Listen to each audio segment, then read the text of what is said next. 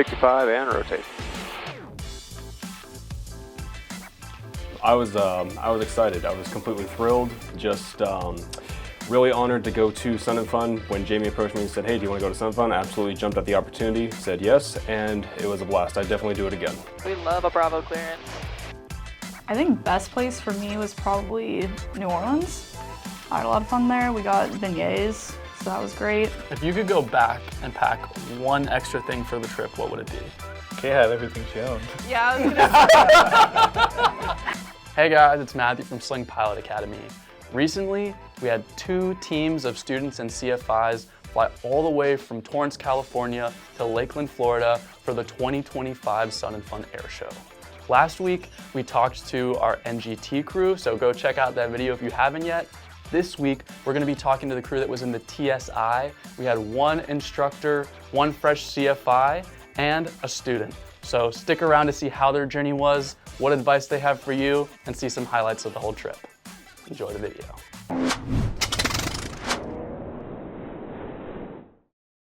So, question number 1, let's get started. What happened with the cameras? You know what, I'm gonna say I did my best. I was in charge of setting them up, and I couldn't figure out the mics on the way out, and then we got some stuff on the, well actually I don't know, did we get anything on the way back? I got some stuff. I think so. I know Josh told me that one time the camera, one of them was on time lapse instead of record. So there were a few times when the camera would overheat, so I would like take it down from the front and I would like hold it in front of the vent to cool it down. So I'm just like holding it, and then when it would turn back on, I would like go to place it up there, and then I would hit things, and we saw a few different settings. I thought I brought it back. Did my best. I'm really glad that Kate is taking credit for the cameras because I definitely wasn't in charge. Yeah, Mike was absolutely no help on that. We'll be happy. And I forgot to turn the microphone off. That was in the back seat. That's why you got 8 gigabytes on the data plan. Yeah, we can share blame on this. yeah, to know, like, just for reference, like, the NGT took days longer to get there, and they had 1/8 of the storage that you guys filled up with the audio. We're overachievers, and yeah. That's pretty funny. How did you guys feel when you found out you'd be flying to Sun and Fun? I was pretty stoked. Jamie brought it up, and she was like, "You don't have to let me know right now." I was like, "No need. I'll be there." 65 and rotate. I was excited. I was completely thrilled. Just really honored to go to Sun and Fun. When Jamie approached me and said, "Hey, do you want to go to Sun and Fun?" I absolutely jumped at the opportunity, said yes, and it was a blast. I'd definitely do it again. Jamie came up to me, asked if I wanted to go, and I just said yes right there. I was pretty excited, felt pretty honored, so yeah, it was good. Was there any part that made you guys nervous along the way? I wouldn't say nervous. I mean, when you go into the training environment, when you start as a student, you go through your range, your private, your instrument, your commercial. You learn things from weather, which weather is definitely a huge variable on this cross country. Fuel is departure, Sling 916 Tango Sierra, 1,600, climb at 9,500. Sling 916 Tango Sierra, normal departure, weather contact, cleared through Bravo airspace. Clear through Bravo airspace, 6 Tango Sierra. Cool, Beautiful. Perfect. Wonderful. We love a Bravo clearance.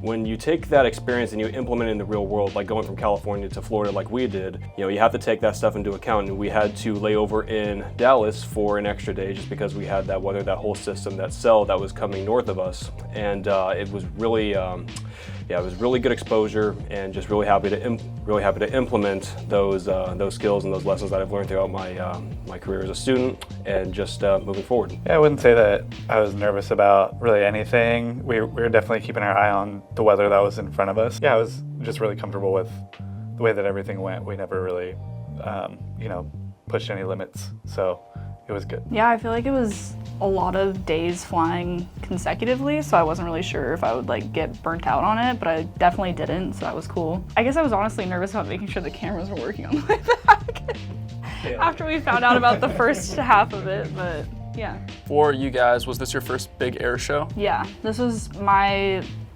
first like air show ever. Yep, this was definitely my first air show. I've been to a smaller one in Sacramento, but nothing to the magnitude of Sun and Fun. Yeah, 7 days of fun in the sun, as they say, so I was really glad to go. Yeah, it was my first big air show. Yeah, it was, I'd never been to anything like that before, so it was just a really cool experience. You guys said this was your first big air show, but was this your first big actual cross-country flight? I mean, I know 50 nautical miles is a cross-country, but how big is the biggest flight that you did before this? The biggest flight before this that I did was my like long commercial one, and that was we went up to like Watsonville, so like just above like San Luis Obispo area. And that was a super fun flight, but it was like one day. I feel like just flying across Texas was like double that. It's just surprisingly large, so. Yeah, same as Kate, my longest cross-country, longest flight ever leading up to Sun and Fun was my commercial long going from Los Angeles to Sacramento back home, 340 miles. That first cross-country going from Los Angeles here in Torrance to El Paso was almost twice that distance. So really good exposure, had a lot of fun. Yeah, for me, I've flown up from Torrance to the Bay Area a couple times, so that's the longest I'd gone. So yeah, it was definitely significantly longer going from LA to Florida. What was the best place that you stopped at along the way, and why? And then also, what was the worst place? I think best place for me was probably New Orleans. I had a lot of fun there. We got beignets, so that was great. We also like snuck in right before the weather was like too much of a problem, so we did get like stuck there for a little bit, but we at least made it to there, which was nice. I don't know where the worst place was. Maybe Fort Worth? I mean, it was still fun. For me personally, the nicest stop was in Destin, Florida, just before we got to Lakeland. Very nice beach town right there on the Panhandle. I wouldn't say there's any worse stops, but my least favorite stop I would say was probably Dallas. I would say Fort Worth. If we want to count Lubbock, we just went there for a fuel stop and then continued on to Dallas. But yeah, I'd say that was my least favorite. Just the vibes. I liked everywhere else before. El Paso was nice. New Orleans was nice, Destin was nice, and then of course getting to Lakeland, Florida, getting to the event was a ton of fun. My favorite stop was probably Austin. We stopped at Terry Black's Barbecue. It's really good. True. That's right. Yeah, so that was my favorite because of the food. Fort Worth was probably just the least exciting place that we went. It wasn't bad, but there wasn't a whole lot going on there. If I remember correctly, somewhere in Texas was also the least favorite place last year. Sorry, Texas. I wonder if we can see Patrice and Brandon in here. See how far out they are? Just straight across the water. Oh. Go 3196, contact Houston Center 126.8, good day. I guess what we could do is we could watch them go, because they're going to be more south than us. Thanks. Yeah, And if they're having no problems, we could just follow coastline. pretty much. We'll use them as our weather. Pretty much.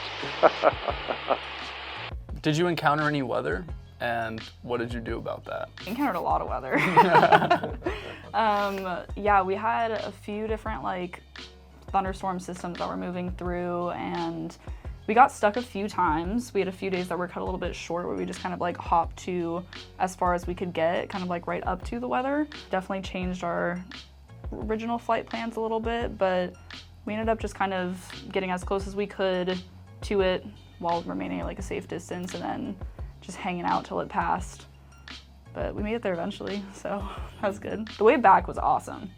We had like super chill weather coming back, so. Negotiating weather on this cross country was definitely a huge factor. We had to go north after we stopped in El Paso because the original plan was to go from El Paso onward to Austin, but we saw that cell was coming through. It was just a little bit too close to Austin, so I called the crew, said, hey, let's go north, let's head to Lubbock and then cut over to Dallas, Fort Worth, that we can make as much progress as possibly can. And it was nice actually going to Florida. Reason being is because we were riding a 30 to 40 knot tailwind, direct tailwind riding all the way there. We were getting up to 190 on the ground speed at one point. Nice. So yeah, not the same story coming back. We were that same tailwind that was pushing us was that same headwind holding us back coming back. But it took an extra 4 hours to get back to California versus getting to Florida. So the trip in total was 40 hours. So 18 hours there, 22 hours coming back. So not bad. We also had like a more direct route coming back than we did going out there because we stayed pretty south on the way back because we didn't have as much weather to contend with.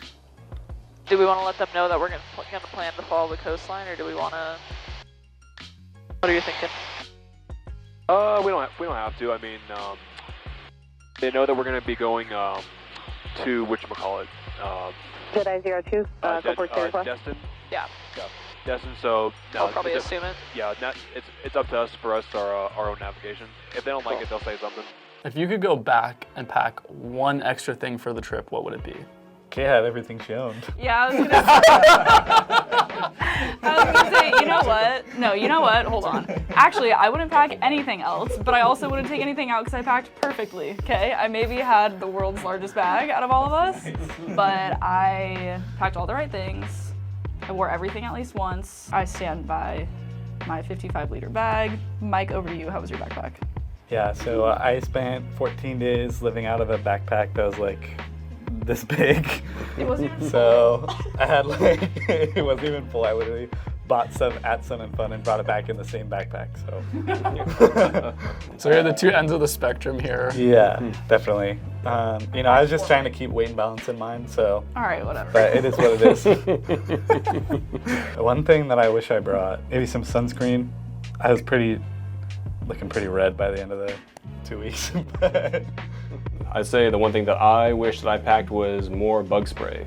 For as much as I love Florida, the one thing you do get out there is bugs, something you don't get very much here in California. So yeah, I was getting eaten up by bugs out there, that's for sure. There was a potato bug at our table. Oh yeah. I really didn't like that. Potato bugs are in California too, but they're gross. Can we like clip a potato bug in the background? Can we do that? Can we switch the screen? Now there's a giant potato bug behind us. Final approach course is going to be 323 eventually once we switch from this nav. We'll stay on purple needles for this as it is a GPS approach. Tango Sierra, contact Egg1 approach 132.1, good day. 132.16 Tango Sierra. Did you follow the Notam or any of the special procedures going into the show and going out of the show? Yeah, we had some teamwork on that. We had some teamwork on that, yep. Yeah, Garrett and Mike were up front. I was in the back. I had all the papers. We were writing down some frequencies. We reviewed it all before, but Garrett had a nice like printout of it. I wrote down some frequencies, passed that up front, and then I kind of just like watched you guys handle the majority of that. Saw the golf ball, all that jazz. Yep. And in the TSI, we have the capability of filing IFR. So we filed IFR into the show. As soon as we got about, I'm gonna say probably 40 miles away from the venue, we canceled IFR, dropped down to 3,000, and then proceeded as we got closer down to the 1,200 feet and looking out for our VFR waypoints, and sure enough, we found it. It was actually very straightforward. It was, I'd say the biggest thing that I was planning for on this cross country, aside from the weather, was getting into the show, because it does very hectic and very busy, that's for sure. So great experience, and definitely do it again. Yeah, we got pretty lucky too because we didn't have to do any holding. We just went right into the procedure, found a good spot, and yeah, we just went through all the steps of the Notam. So it was pretty smooth. The controller was a huge fan of Garrett. There was a plane in front of us that they were like mad at. They like kept like yelling at them. We were right behind them. And like any call that they gave, they were like, rock your wings, Garrett did like the most aggressive wing rock. They were like, nice rock. And they went back to the plane. They were like, teal, Cessna, turn, like so mad. You get the nice rock, that's how you know. You're gonna be helped all the way in now. You got nice rock, good base turn. Was it base? I think it was base. Yeah. Yeah, they were stoked about that. Good landing. Yeah. They're like, dang, that was a pretty squared off turn Yeah. right there. They were like teaching a lesson to the plane in front. They were so mad at the plane in front of us. Like, you got a rear view mirror, check out the guy behind you. Yeah, literally, they'd be like, gray low wing, nice base. Moving on. Have you guys all trained mainly or completely in the LA Basin? Yeah. Yeah? How did you find the radio communication outside of the basin? Kind of freaked me out a little bit. I don't know. I was like, I get pretty used to yapping on the comms, so they're like always checking in with you. Like you're waiting for a new altitude, you're waiting for like something or just like a switch over, and there was a lot of downtime on comms, and then also there would be some times where like they would switch you over and then you couldn't reach the next frequency for another like 10 minutes or so. So you check back in with the old frequency, and they'd just be like, yeah, you can just hang out there. Don't worry about it. Once we got out of the basin, everything was very quiet. You heard your call sign come up once every 2 hours, where it's very isolated out there. There's only two Class Charlies within a 50-mile distance of my home airport in Auburn. Leaving the LA Basin, flying cross country felt like being back home. You get used to being in LA and having SoCal talking at you a lot, and then you leave, and we were on flight following or a flight plan the entire way out to Florida and back. And there were periods of time where we'd go like 3 hours without a traffic alert.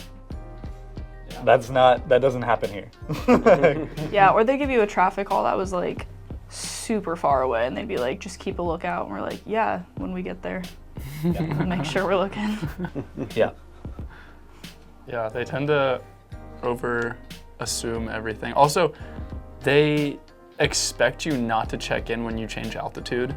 That's something like in the Basin, like you gotta say every time, but then like as soon as you leave, you ask and they're like, altitude your discretion? Like, your VFR? They definitely said that to us. Do you guys have any advice for people that are looking to do a flight that's actually across the country, or even just flying to Sun and Fun in general? If you're thinking about it and you think it might be too much for you to chew, like, just do it. I think it's a real confidence builder, getting to use our flight planning knowledge and like weather knowledge and use it in real life. And I think it was just a big confidence builder for me. So I would say if you're thinking about it, going to Sun and Fun or just any long cross country that's longer than you've ever done or maybe a little bit outside of your comfort zone, just do it and you won't regret it. Yeah, I'd say just like leave room to adapt. Like whatever your flight plan is, like you've made the flight plan so you'll know how to change it, or if you're prepping for certain weather, like things will change along the route, and so it's not the end of the world. Just be ready to swap things. And flying cross country like that, it's really no big deal. Have your planning done, know where you're going to go, have your alternates planned, look at your weather. Pretty much everything that you learned in the training environment is what you're implementing out in the real world. You know, it's no different. You're still flying an airplane. Just you do things procedurally a little bit different, but everything else is relatively the same. Would you do it again? Yes. Absolutely. 100%. Can we go next year? Wait, can we lock it in now? Oshkosh? Jamie? Of everything, the journey, flying, the show, what was your guys' favorite part? I'd say flying out was definitely gonna be a highlight. Like I knew that was gonna be fun and I was excited for that from the beginning, but I didn't really know what to expect from the show. Like evening, night show was super fun with all the explosions and really cool aerobatics, so that was really fun for me. I'd say the highlight for the show, definitely flying out there, having the capability to file IFR and fly into actual IMC. And being at the show, the biggest highlights I would say is watching the Blue Angels and the night show. That was a blast.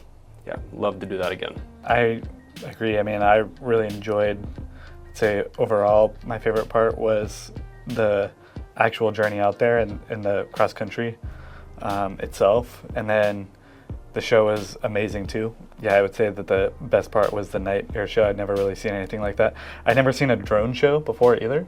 So that was kind of a new thing, which was pretty cool. Spending 2 weeks having fun, hanging out with cool people.